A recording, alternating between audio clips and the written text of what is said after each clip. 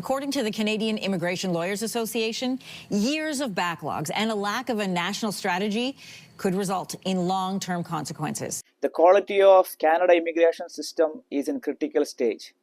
Canada immigration സിസ്റ്റത്തിൻ്റെ ക്വാളിറ്റിയെ വരെ ചോദ്യം ചെയ്യപ്പെടുന്ന തരത്തിൽ ഇപ്പോൾ കാനഡയിലെ എല്ലാ ഇമിഗ്രേഷൻ ലോയർമാരും അവരുടെ സംഘടനകളും കനേഡിയൻ ഗവൺമെന്റിനെതിരെ രൂക്ഷ വിമർശനവുമായി ഇപ്പോൾ മുന്നിൽ വന്നിരിക്കുകയാണ്. ലോക ജനതയ്ക്ക് തന്നെ കാനഡ ഇമിഗ്രേഷനോടുള്ള അല്ലെങ്കിൽ കാനഡ ഗവൺമെന്റിനോടുള്ള തന്നെ വിശ്വാസ്യത നഷ്ടപ്പെടുത്തിയിരിക്കുന്നു. ലക്ഷക്കണക്കിന് ആളുകളെ ഇപ്പോൾ അവർ പറഞ്ഞുവിടാനായി ഒരുങ്ങുമ്പോൾ പുനഃപരിശോധിക്കണം എന്ന് തന്നെയാണ് ഇപ്പോൾ ഓൾ കാനഡയിലെ ഇമിഗ്രേഷൻ ലോയർമാരുടെ സംഘടന ആവശ്യപ്പെട്ടിരിക്കുന്നത്. ഒരു കുത്തഴിഞ്ഞ കാനഡ ഇമിഗ്രേഷൻ സിസ്റ്റം എന്നാണ് ഇപ്പോൾ അവർ വിശേഷിപ്പിച്ചിരിക്കുന്നത്. അതിന് COVID-19 തുടങ്ങിയ കാലം മുതൽ ഇങ്ങോട്ട് കാനഡ ഗവൺമെന്റ് എടുത്തതായിട്ടുള്ള ഓരോ തീരുമാനങ്ങളും വെറും ശുദ്ധ മണ്ടത്തരമാണ് കാനഡ ഗവൺമെന്റ് അന്നും ഇന്നും കാട്ടിക്കൂട്ടുന്നെന്നാണ് ഇപ്പോൾ അവർ കുറ്റപ്പെടുത്തുന്നത്. അതിന് പ്രധാനമായും അവർ പല കാര്യങ്ങളും അക്കമിട്ട് നിരത്തുകയാണ്. ഒന്നാമതായിട്ട് ആ ഒരു കോവിഡിന്റെ സമയം മുതൽ നമുക്കറിയാം ലക്ഷക്കണക്കിന് ആപ്ലിക്കേഷനാണ് ബാക്ക്ലോഗ് ആയത്. അങ്ങനെ ആ ഒരു കോവിഡിന്റെ ആ ഒരു പ്രശ്നങ്ങളൊക്കെ മാറി തുടങ്ങിയപ്പോൾ ആ ഒരു ബാക്ക്ലോഗ് മാറ്റേണ്ടതിനു പകരം കൃത്യം ആ ഒരു ക്രൂഷ്യൽ ടൈമിൽ തന്നെ ആയിരക്കണക്കിന് ഇമിഗ്രേഷൻ ജോലിക്കാരെ വെട്ടിക്കുറച്ചുകൊണ്ടുള്ള കാനഡ ഗവൺമെന്റിന്റെ ആ ഒരു തീരുമാനം തന്നെ ശുദ്ധ മണ്ടത്തരമായി. ആയിരക്കണക്കിന് ജോലിക്കാരെ വെട്ടിക്കുറയ്ക്കുക മാത്രമല്ല, വെട്ടിക്കുറയ്ക്കുകയും അതേ സമയത്ത് ലക്ഷക്കണക്കിന് ഇന്റർനാഷണൽ സ്റ്റുഡൻസ് ഉൾപ്പെടെയുള്ള ആളുകളുടെ പുതിയ ആപ്ലിക്കേഷൻ പുതിയ ആളുകളെ ഈ രാജ്യത്തിലേക്ക് അവർ വെൽക്കം ചെയ്തു എന്നത് മറ്റൊരു മണ്ടത്തരം.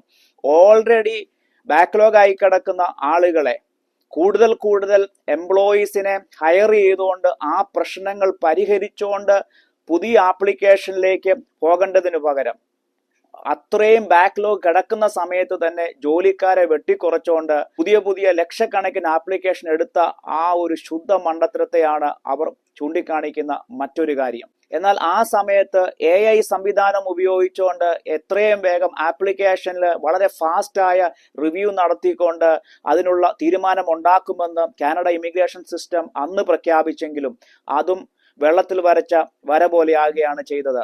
അവർ പിന്നീട് പറഞ്ഞു AI സംവിധാനം ഉപയോഗിച്ച് ആപ്ലിക്കേഷൻ പ്രോസസ്സ് ചെയ്താൽ അതും ഉഡായിപ്പ് കാണിച്ച് അതിൻ്റെ അകത്ത് യോഗ്യതയില്ലാത്ത പല ആൾക്കാരും കയറിക്കൂടാനുള്ള സാധ്യത അനേക ആളുകൾ ചൂണ്ടിക്കാണിച്ചപ്പോൾ ഒടുവിൽ അതും അവർ ഉപേക്ഷിക്കുകയാണ് ചെയ്തത്. അങ്ങനെയുള്ള ജനമെല്ലാം കൂടെ വന്നു കയറി എല്ലാം കൈവിട്ടു പോകുന്ന ആ ഒരു സിറ്റുവേഷൻ വന്നു. ഇവിടെ എല്ലാം ആകപ്പാടെ തകർന്ന് തരിപ്പണമായി, ഭയങ്കരമായ ഹൗസിംഗ് ക്രൈസിസുകൾ ഉണ്ടായി, അതുപോലെ തന്നെ ജോലി ഇല്ലാതായി, അതുപോലെ ഇവിടുത്തെ ഹെൽത്ത് സിസ്റ്റം എല്ലാം താറുമാറായി.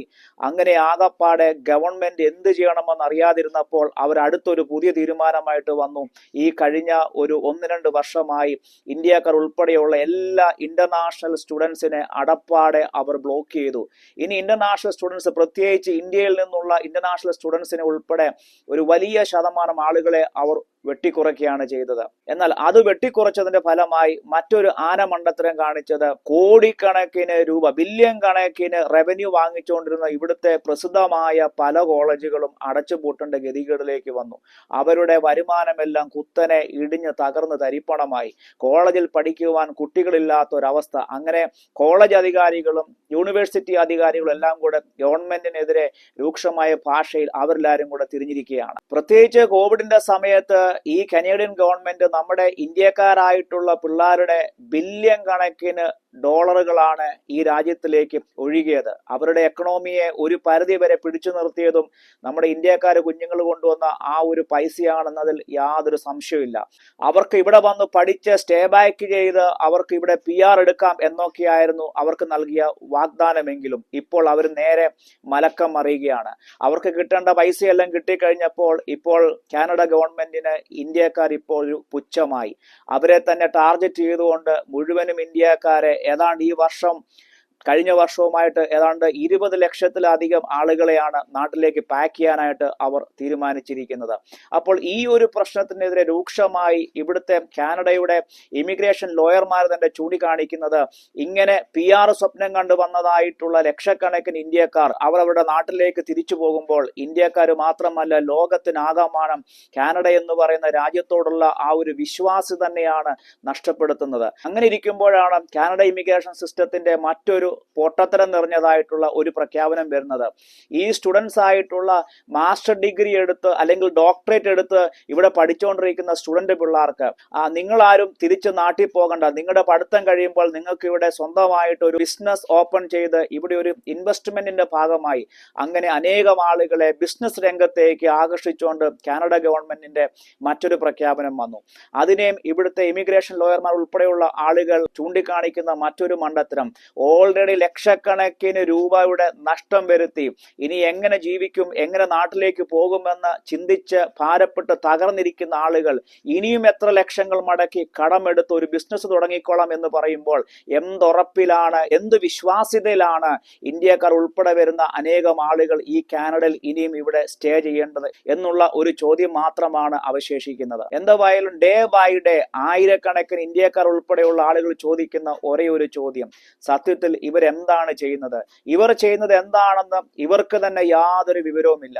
ഓരോ ദിവസവും ഓരോ തീരുമാനങ്ങൾ കൊണ്ടുവന്നു, ആ തീരുമാനങ്ങൾ മാറ്റുന്നു, വീണ്ടും അടുത്ത തീരുമാനം വരുന്നു, ആ തീരുമാനം മാറ്റുന്നു, ഒന്നും ഒന്നിനോടും യാതൊരു ബന്ധവുമില്ല.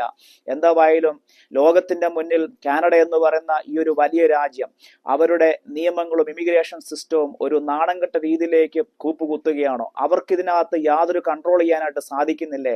ഇനി എന്താകും ഈ കാനഡയുടെ ഭാവി? ഇങ്ങനെയുള്ള അനേക ചോദ്യങ്ങൾ മുൻനിർത്തിക്കൊണ്ടാണ് ഇവിടുത്തെ കനേഡിയൻ ലോയേഴ്സ് ഉൾപ്പെടെയുള്ള ആളുകൾ മുന്നോട്ട് വെക്കുന്നത്. അപ്പൊ നിങ്ങൾക്ക് എല്ലാവർക്കും ഈ ഒരു വീഡിയോ ഇഷ്ടപ്പെട്ടെന്ന് വിചാരിക്കുന്നു. പുതിയൊരു വീഡിയോയുമായി പുതിയൊരു അപ്ഡേറ്റുമായി വീണ്ടും ഞാൻ നിങ്ങളുടെ മുന്നിൽ വരും. I am Senator Rexy Joy. Bye.